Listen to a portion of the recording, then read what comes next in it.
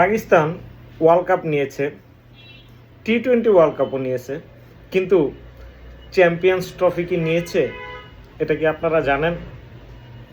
Champions ট্রফিও কিন্তু একটা কাপের মধ্যেই পড়ে ক্রিকেটীয় ভাষায়। এটা কত সালে নিয়েছে এটা কি আপনারা জানেন? না জানলে আপনাদেরকে জানিয়ে দিচ্ছি। আর বলুন তো, পাকিস্তান টি-20 ওয়ার্ল্ড কাপ কত সালে জিতেছিল? এই মুহূর্তে মনে হয় আপনারা বলতে পারবেন না। আচ্ছা, আমি জানিয়ে দিচ্ছি। দেখেন, পাকিস্তান যদি আপনার 50 ওভার ওডিআই ওয়ার্ল্ড কাপ কত সালে নিয়েছে আপনারা জেনে থাকেন, অবশ্যই আমাকে কমেন্টে জানাবেন। আর দ্বিতীয়ত, টি-20 ওয়ার্ল্ড কাপ কত সালে জিতেছিল এটাও জানিয়ে দিতেছি। আর চ্যাম্পিয়ন্স ট্রফি কত সালে নিয়েছিল, চ্যাম্পিয়ন হয়েছিল পাকিস্তান, কার সাথে চ্যাম্পিয়ন হয়েছিল এটা আপনাদেরকে জানিয়ে দিতেছি। আর বলুন তো, চ্যাম্পিয়ন ট্রফি পাকিস্তান কার সাথে জিতেছিল আর টি-20 ওয়ার্ল্ড কাপ কার সাথে জিতেছিল এটা বলতে পারবেন? পারবেন না, মনে নাই। টি-20 ওয়ার্ল্ড কাপ জিতেছিল 2009 সালে শ্রীলঙ্কার সাথে, আর চ্যাম্পিয়ন্স ট্রফি জিতেছিল পাকিস্তান 2017 সালে। কার সাথে জানেন? পাকিস্তানের চির প্রতিদ্বন্দ্বী ভারতের সাথে। ভারতের সাথে তারা চ্যাম্পিয়ন ট্রফি জিতেছিল। তবে ওইটা না, প্রশ্ন হলো বর্তমানে পাকিস্তানের কোচকে জানেন? টেস্ট দলের জানেন না?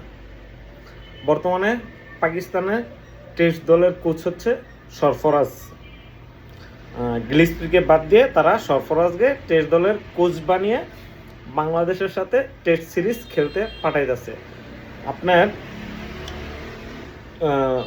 15 মার্চ 2026 এই দিনে আন্তর্জাতিক ক্রিকেট থেকে অবসর ঘোষণা দেন সরফরাজ আহমেদ।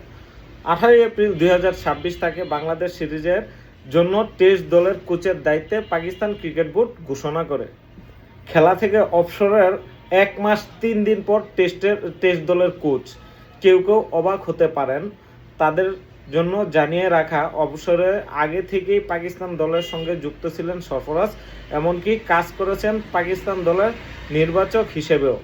কিন্তু 38 বছর বয়সী এই সাবেক উইকেট কিপার ব্যাটসম্যান প্রধান কোচ বানানোর খোদ পাকিস্তানের অনেক সাবেক ক্রিকেটাররা আলোচনা করতেছেন। হতেই পারে, কারণ সমালোচনা নিয়েই খেলা। এখানে প্লেয়ারদের কোনো ভুল নাই, ভ্রান্তি নাই।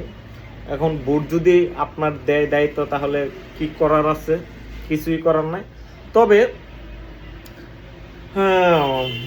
পাকিস্তানের সেসব এক পাশে রেখে সরফরাজ এখন টেস্ট দলের কোচ দায়িত্ব নিয়ে ভিনদেশে বাংলাদেশের বিপক্ষে 2টা টেস্ট সিরিজ খেলতে পাকিস্তান দলের কয়েকজন খেলোয়াড় রোববার সকালে ঢাকায় পা রেখেছেন। মানে আজকে সকালে ঢাকায় আসছেন পাকিস্তান দলের কয়েকজন খেলোয়াড়। এই দলের সঙ্গে এসেছেন সরফরাজও। এই তো এই অবস্থা। দেখা যাক কি হয় পাকিস্তান বাংলাদেশের টেস্ট সিরিজ। আমার বাংলার জন্য সবাইকে শুভকামনা, যাতে টেস্ট সিরিজটা আমরা জিততে পারি।